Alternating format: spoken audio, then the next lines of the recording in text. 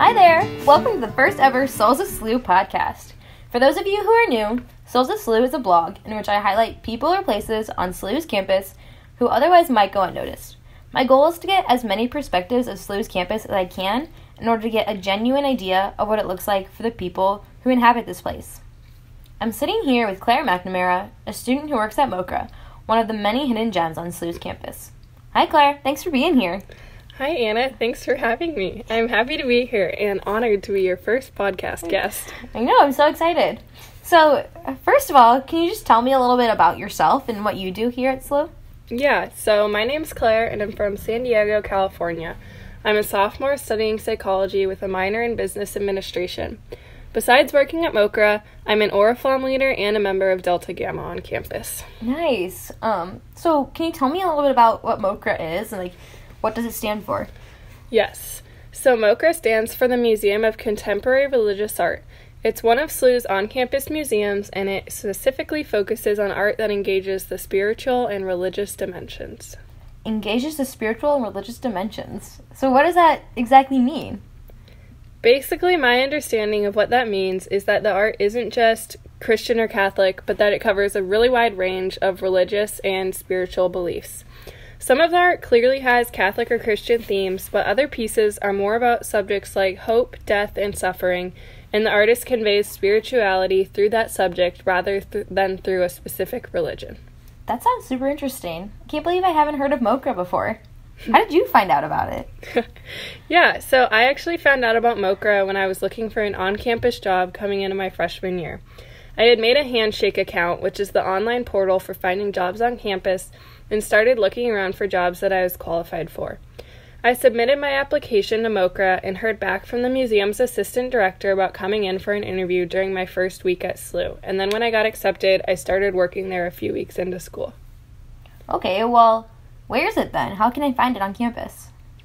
Mocra is actually attached to Fuse Hall, so it's located right above the food court where Qdoba, Jamba Juice, and Subway are. When you're walking down West Pine towards Vandeventer, you take a left across from Xavier Hall, and you should see a sign that says Mocra. It was actually originally a chapel when Fuse Hall was a Jesuit residence, and then got converted to a museum in the 1990s. Oh, that's what that door is then. I knew I've been seeing signs and stuff for that. Aren't they celebrating something? Yeah, we're actually celebrating our 25th anniversary of being a museum this year. So we have a new exhibit this fall that includes 25 different artists from the museum's history. Some of the pieces the museum already owned, and others we borrowed or bought recently. One of our biggest pieces right now is our Oscar Romero cross, which pays tribute to Saint Oscar Romero, who was just canonized in October. Can you tell me a little bit about what that looks like, the Saint Oscar Romero piece? Yeah, so it's a big cross that's on a pedestal in the middle of the museum, and it's actually got bull horns on it, and then also these little house-looking objects hanging off of it. And it represents the suffering and hope that Oscar Romero went through during his lifetime, and then the hope that he brought to the people of El Salvador. That's super cool. Yeah, you can read more about it if you come into the museum and read the official description. Okay, well then, since you spent a lot of time there, I guess, because you work there, do you have a favorite piece? And if so, why? One of my favorite pieces is actually sort of random, but it's a piece on the second floor that's called Promise. It's this little cage sticking out of the wall with a cup inside of it, and it looks like it's just levitating off the ground. The piece description talks about Jesus' disciples and how as followers of Jesus we're called to share in the cup of suffering with him.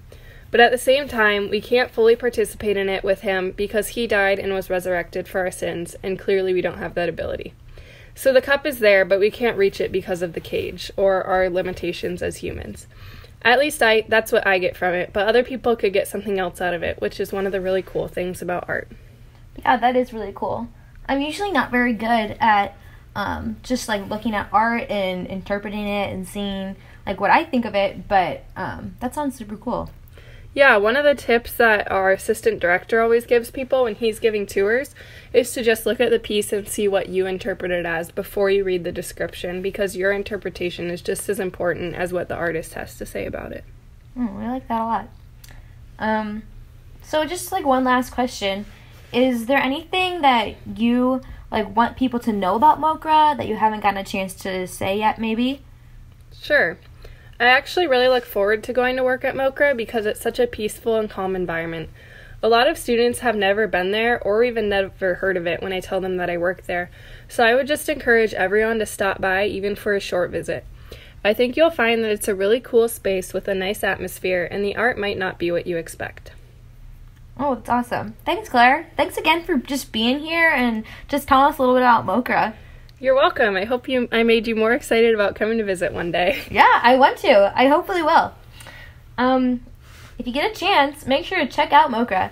And maybe even say hi to Claire while you're there. Come back next week where I interview another Soul of SLU. Bye!